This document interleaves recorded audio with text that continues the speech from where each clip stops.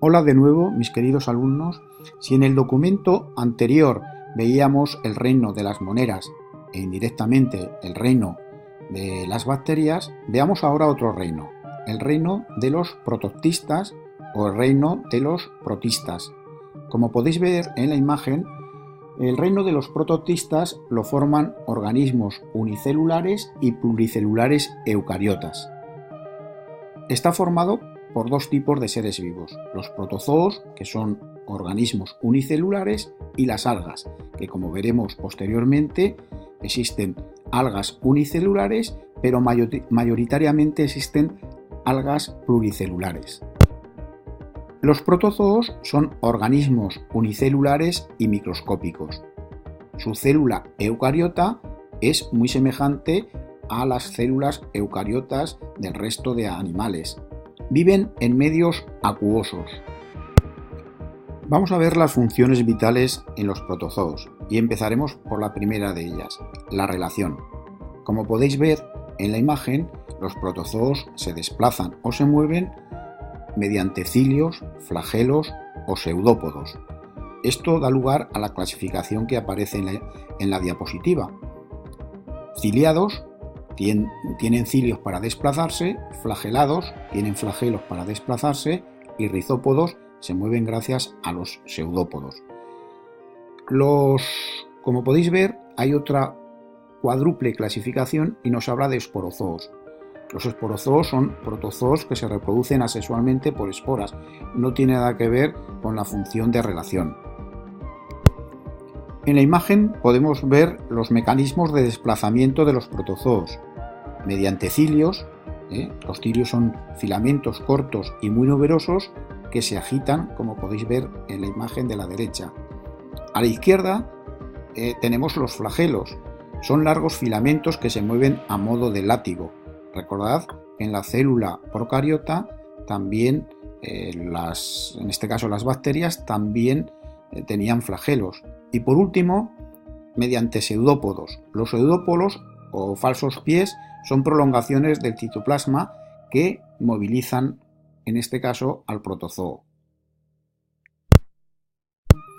Uno de los protozoos ciliados más fácilmente reconocible por su forma de zapatilla es el paramecio, con numerosos cilios que le permiten desplazarse por el agua. Abundan en las charcas donde existe materia orgánica en descomposición. Puedes identificar claramente estos cilios, estos pelitos, hilos muy cortitos y numerosos, y a la vez recuerda que en el tema anterior pudimos ver la morfología de la célula. Puedes observar en el paramecio igualmente las tres partes claramente diferenciadas: el núcleo, el citoplasma y la membrana celular. De nuevo, una imagen increíble del paramecio. Puedes observar los cilios, es decir, esos orgánulos cortos en forma de hilos.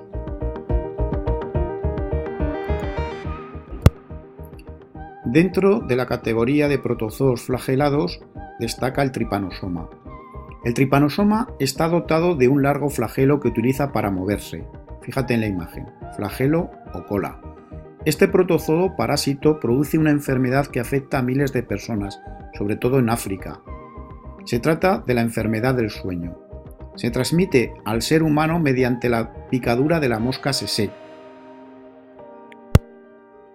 Dentro de la categoría de los protozoos rizópodos destaca la ameba. La ameba utiliza los salientes de su cuerpo o pseudópodos, o también, como hemos dicho con anterioridad, falsos pies, para desplazarse y capturar las partículas alimenticias. Hay muchas especies de vida libre, otras son parásitas y producen graves enfermedades. En cuanto a la nutrición de los protozoos, con respecto a esta función, tendríamos que decir que tienen nutrición heterótrofa.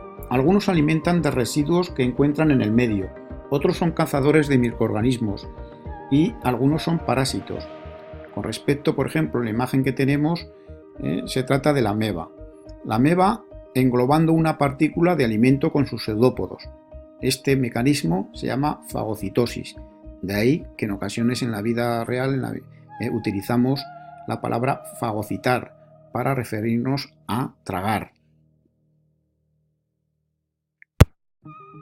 El protozoo que tenéis en la imagen es el Plasmodium. El Plasmodium es un protozoo inmóvil. Es un protozoo parásito que produce una enfermedad llamada malaria, que afecta a millones de personas en todo el mundo. La malaria se transmite por la picadura del mosquito Anófeles. Fijaos en la imagen cómo el vector que transmite la enfermedad es un insecto.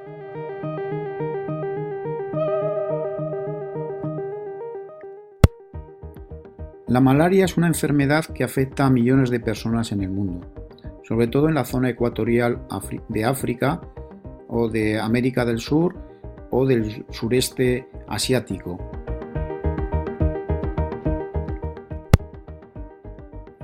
Las algas son protopistas cuya principal característica es que tienen pigmentos como la clorofila y por tanto realizan la fotosíntesis, son autótrofas.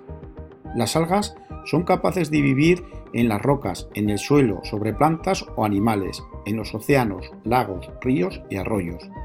Las algas tienen una gran importancia, tanto para el ser humano como para el resto de los seres vivos, ya que producen mediante la fotosíntesis la mayor parte del oxígeno atmosférico, entre el 30 y el 50%. Como he dicho con anterioridad, las algas podían ser unicelulares o pluricelulares. Las algas microscópicas unicelulares viven en el agua de los océanos, de los ríos y de los lagos y forman parte del plancton, el que denominamos fitoplancton. Estos organismos flotan en la capa del agua más superficial y sirven de alimento a numerosos animales. Las algas pluricelulares están formadas por filamentos o láminas en los que todas las células son iguales. Cuando nos referimos a la nutrición o cómo se alimentan las algas, hemos de decir que las algas tienen nutrición autótrofa. Son capaces de realizar la fotosíntesis, ya que tienen cloroplastos con clorofila. Además de clorofila, pueden tener otros pigmentos que les proporcionan un color característico. Así podemos diferenciar algas rojas, algas pardas y algas verdes. Las algas pardas son pluricelulares. Son muy grandes, pues pueden llegar a alcanzar hasta 70 metros. Viven en los océanos y deben su coloración a un pigmento pardo que enmascara la clorofila. Las algas rojas pueden ser tanto unicelulares como pluricelulares.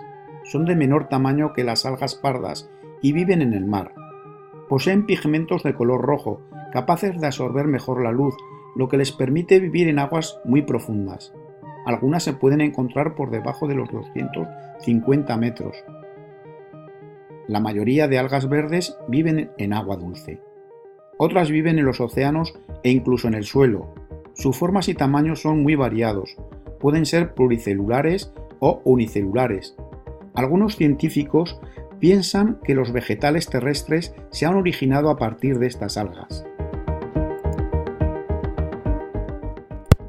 La mayoría de las algas son acuáticas, pero hay algunos que viven en hábitats terrestres, sobre otros animales, sobre piedras o simplemente sobre el suelo. Y por último vamos a hacer mención a la tercera función, a la de reproducción. En general las algas se reproducen asexualmente por división celular, por fragmentación, es decir, produciendo un individuo completo a partir de un fragmento de su cuerpo, o generando unas células especiales, llamadas esporas, a partir de las cuales se originarán nuevas algas. Algunas se pueden reproducir sexualmente mediante gametos.